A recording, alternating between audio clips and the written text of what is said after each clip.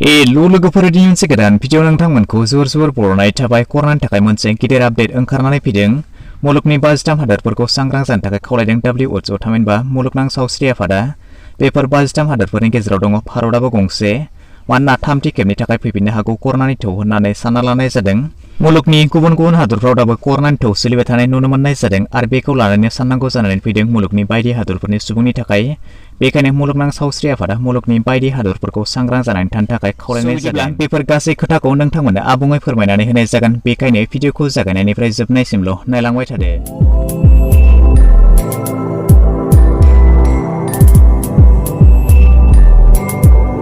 मुलुगनां सावस्रि आफाद थामहिनबा WHO फोरमायनाय बादिब्ला थाबैनो फैफिननो हागौ कर'नानि थामथि थौ आरो जुदि गमामा बेबायदि जामारोब्ला 2022 मायथाइनि फेब्रुआरि दानाव 5 लाख सुबुङा कर'नायाव थैनो हागौ होननानै सानना लानाय जादों।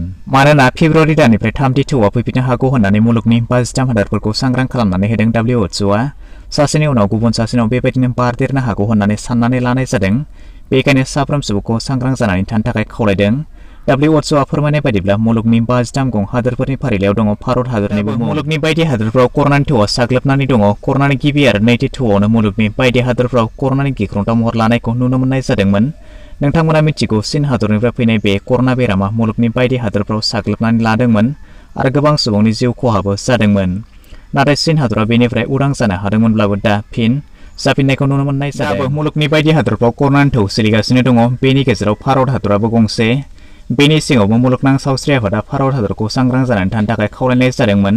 फारसेथिंजाय आसामाव बेनि थौआ दाबो सोलिगासिनो दङ। थांनाय 5 नभेम्बरनि आसाम सरकारनि खौरां बायदि आसामाव कर'ना बेरामाव गोग्लैनाय सुबुंनि अनजिमाया गासै 239 सा आरो थैनाय सुबुंनि अनजिमाया गासै 7 होननानै खौराङाव फोरमायदों।